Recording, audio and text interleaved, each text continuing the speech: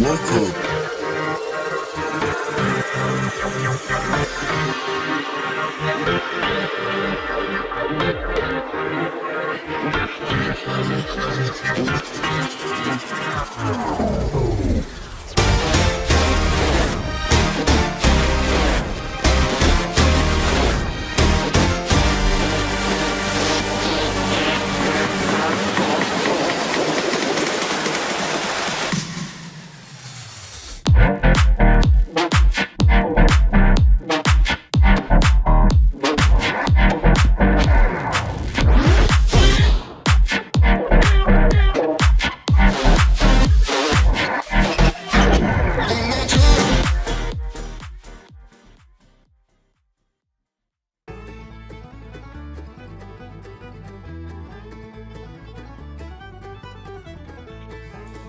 Welcome to the Everything Podcast, Season 2, Episode 146, recorded on the 30th of November 2023, released on the 19th of December 2023, and we're starting off with Day 19 of the 2023 Advent Calendar.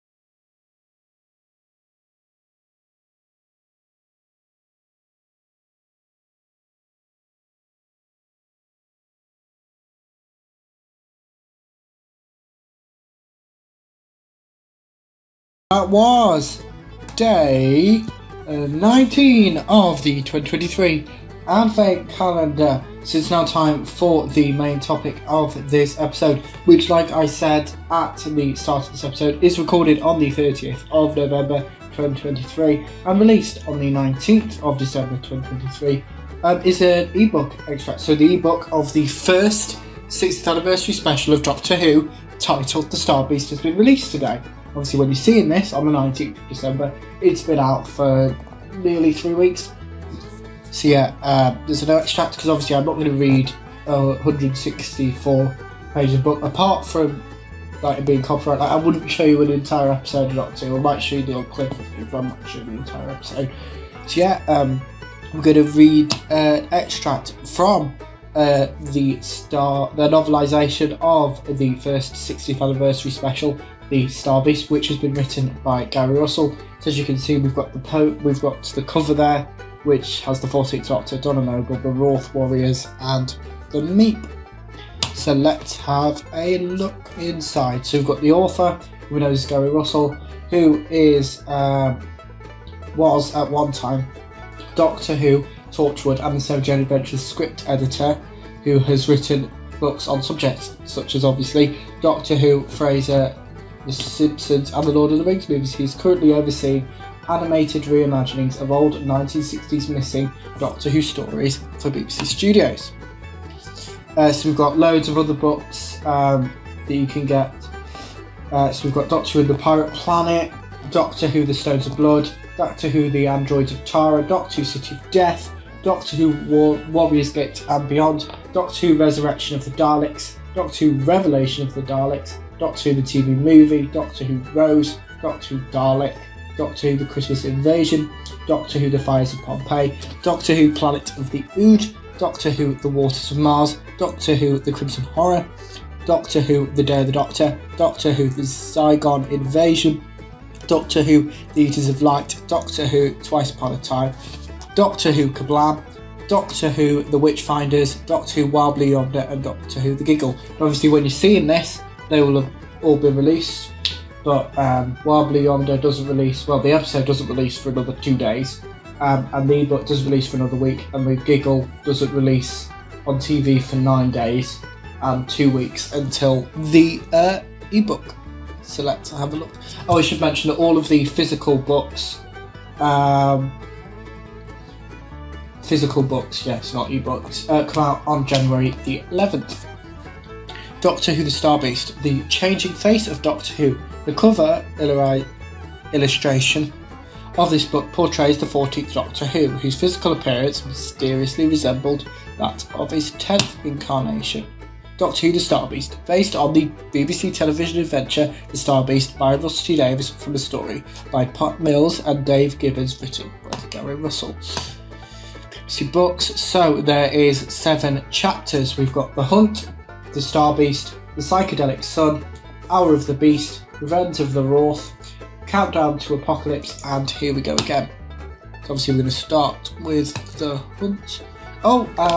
We've got, before we get to the actual book, it's time for some special thanks that Gary Russell.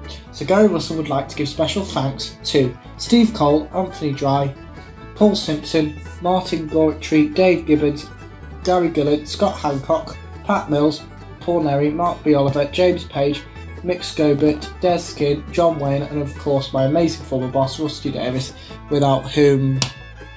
Anyway, Chapter 1, The Hunt.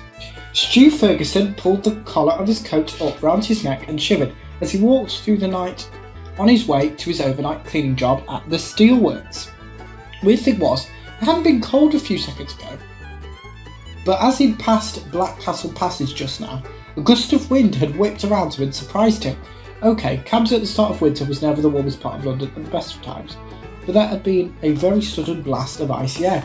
Stu realised it had faded away, and he tentatively pulled his collar back down, peering up Black Castle Passage, a small mews-like walkway which led to the back entrances to many of the shops that ranged along the main street. He was quite surprised to see a tall, thin guy in a long blue coat, hands in pockets, and whistling to himself, strolling towards him, his brown hair blowing slightly in the breeze. Odder still, Stu thought, was that massive blue box behind him. Stu could normally see the back doors of the shoe shop from this angle, but tonight that weird blue box was in the way. Stu thought it looked familiar, and then it hit him. His granddad had been a copper back after the war, and his mum used to have a photo of him on the mantelpiece, standing outside a box like that. They used to be called police. That your box, mate? Oh, police boxes. Sorry, I missed the line there. Surely, no one made police boxes anymore. What was this one doing here? That your box, mate? He found himself asking the man. I'm sorry, said the man, his voice betraying his most likely South London origins. Oh, that box? No, that box. Nothing to do with me. Oh no. Then if you threw a look directly back down the passage of the box, because if that was my box, it wouldn't have just kicked me out. It wouldn't have dumped me here and locked its doors without as much as a... The man stopped as he realised Stu was gaping at him. Sorry, I tend to go on a bit. Stu had something of, what do they call it, déjà vu. Had he met this bloke before? Maybe working at the Steelworks? Nah, so maybe he's been a customer in his milk round days. There was something tickling on the tip of Stu's mind about him. Oh well, you alright mate? Stu asked. Yeah, fine, no problem. Stu smiled. Mrs. kicked you out, yeah? My ex did that once. My mate Billy says. The stranger didn't seem to be listening and instead just interrupted Stu's train of thought. Oh, I'm in London. He flicked his tongue out a couple of times and listened. Tastes like the 21st century. He looked over the shop. It was empty, boarded up, but Stu could still see the name of a faded sign above the door. Megabyte City. That person staggering towards him with an absurdly high pile of 4 cardboard boxes in their arms, each box decreasing in size as they went up, was going to crash into him. After all, he simply couldn't see where they were going, which was very silly but slightly endearing too. Ah, he loved humans. Hold on, he said, walking towards the person with the boxes, which he noticed was starting to topple. Let me help, and he took the top box off and placed it on the bonnet of a car conveniently parked beside him, and the person stopped. All the doctor could see was red hair. He took the second box off, and now he could see the face. It was a woman's face, a slightly frustrated woman's face. Hang on, you knew that face, especially when it was all scrunchy and grouchy and frustrated like that. And he always laughed with a shock of realisation until he felt the stab of fear that came with it. Thank you very much, said the woman sarcastically. Not helping, the doctor replaced the top box, hiding the top of the woman's head so that neither of them could see anything of the other. Oi, do you mind? But the doctor did mind. This woman meant the world to him, and it burned that he couldn't just sweep her up in the biggest hug. But no, it couldn't be her. There wasn't that much coincidence in the universe, was there? He moved the top two boxes again. Yep, it was her. If you finish playing games, mate, Donna Noble. Donna who? If she recognised him, would die. Her mind obliterated by the after effects of a two-way human Time Lord biological meta-crisis. Donna, the most important woman in creation. Donna, standing there after saving the universe from the Daleks by deactivating their reality bomb. Donna operating the Daleks' magnetron to send 26 planets home. Donna in the TARDIS starting to break, her mind being swamped by her copy of the Doctor's, threatening to override her own, filling it with too much information. Donna repeated the phrase, binary, binary, binary, unable to break the cycle. Donna who? If she remembered him, or Jack, or Ood, or Davros, or Martha, or Hoth, or Rose, or Time Beetles, or any of it. Hang on, Donna hadn't recognised him. He's dead, but no, there was nothing there. Not even a slight hesitation. She shuffled the boxes slightly, letting the small ones covering her face drop into her crooked arms so she could speak to him. These aren't mine, she explained. It's all hers. She jerked her face to left where someone noticed he wasn't. It seemed that Donna had only realised she was alone at this precise moment. Where is she? She looked at the doctor. That familiar accusatory look. Accusatory. There we are, look. I said, where is she? The doctor didn't speak. He didn't dare. Not just for fear of sparking a meta-crisis resurgence, but more importantly, because that tone in Donna's voice also made him feel like a 10-year-old who'd been caught with his hand in the biscuit tin. Oh, how he'd missed Donna Noble. But no, we had to get away as soon as possible, just in case. And Donna yelled out one word that guaranteed the doctor was going nowhere. Rose! She bellowed. Rose! What? Gasped the doctor. Rose! What? He said again, fractionally louder this time, looking around. Surely Rose Tyler couldn't be here as well. Not in this universe, not in this time. Rose! At least 3 people who might be called Rose looking at Donna just in case this mad woman with boxes in a cheap black jacket and dial-owned sweater with different shades of red straps across it actually did want their attention. But no, a new voice answered with a slight sighed, coming! And now at Donna's side was a teenage girl. Sorry, Mum, Rose was saying, but I had to pop back. I needed to buy a bag of ice. Mum. She said Mum, and then the doctor twigged. Rose was Donna's daughter. Good name. She appeared to be a very nice 15-year-old. He chose the notion of nice based solely on the fact that unlike her mother, Rose wasn't shouting and that her face wasn't scrunchy or grouchy, but oh goodness, he could see Donna's fierce intelligence in those eyes and the face, although the fact that she was wearing a nice simple green t-shirt under a denim jacket and a flowered skirt meant she had some fashion sense, which Donna had never had. So she must have got that from her dad, Sean. That was his name, Sean Temple, Donna's husband. Last time the doctor had seen them together was at their wedding. He hadn't dared go inside, but he'd seen Donna's temperamental mum, Sylvia, and Donna's wonderful and amazing granddad Wilf there, and he'd given them a wedding gift to pass on to Donna, a lottery ticket. A lottery ticket that would set Donna and Sean and be default Sylvia Wolf up for life. It was the only thing he'd ever seen Sylvia smile at him. Hang on, he thought. A bag of eyes? The doctor repeated. The girl, Rose, held up a small plastic bag of googly eyes, the kind that could be stuck to anything if you made whatever they were stuck to move, the eyes wobbled twice as much. Cute! Donna passes her boxes to the doctor, who took them as if this was a perfectly normal thing to do. She's got this online business, Donna explained to him. Then she turned to her daughter. But you should really spend your evenings doing your homework, not fiddling around about and posting things to buy. Rose's attention, however, was fixed on the doctor, which he found uncomfortable. Maybe eye contact wasn't all it was cracked up to be after all. She was staring at him, no more than that. It was like she was staring into him like, who are you? She asked him. Hello Rose, it's so nice to meet you. The doctor slowly placed the boxes on the ground, time to retreat. Stop this conversation before it could actually properly start. The Then he felt his jaw moving and heard words coming out. He was pretty sure he had no key with his name. Brain. My name is. He needn't have worried, because before his mouth could finish its apparently autonomous statement, a massive flash lit up the night sky, accompanied by a sonic boom that drew everyone's attention away from whatever they were doing and up towards the darkness above.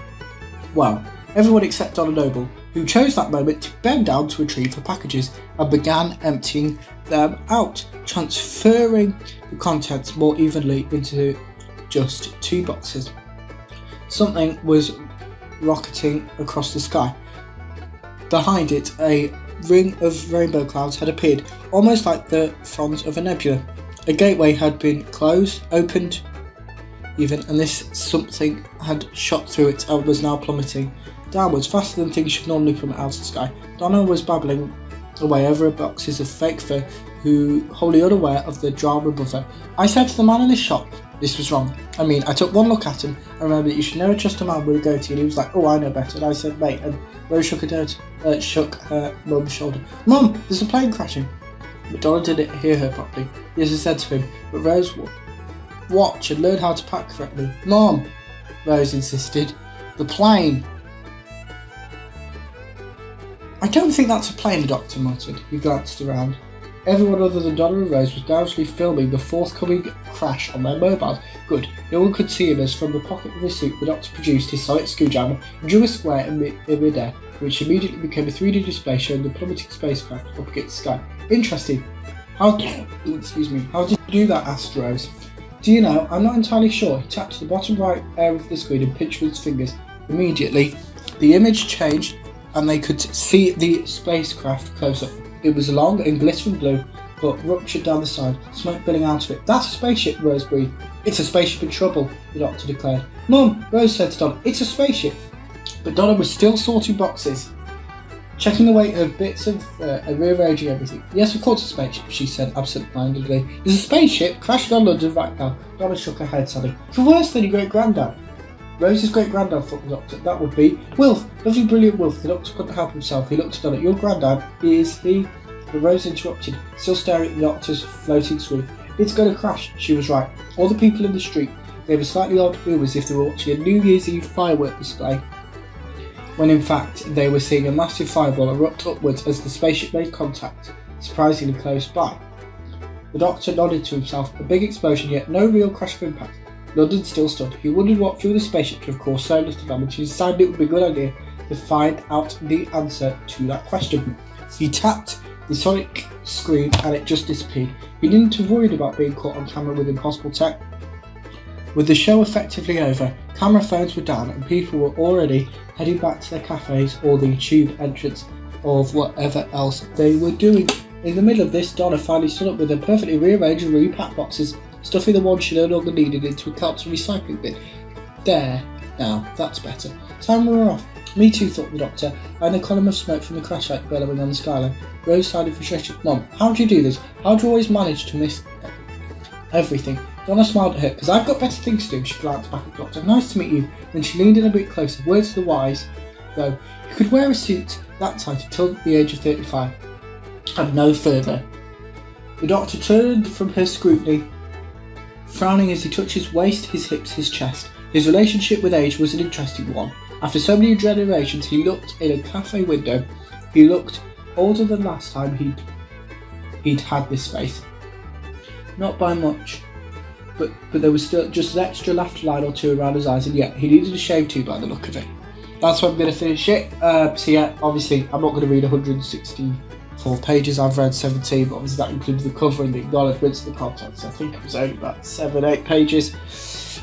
But yeah, obviously you can get it on ebook right now, or you can wait till January the 11th for the paperback version. And there's an audiobook coming as well. So let me know what you thought of my reading of the first 17 pages of the Star Beast novelisation written by Gary Russell. And you can do that in the comments below. Remember, you can also like and subscribe. But that's it for the Everything Podcast, Season 2, Episode 146. Goodbye.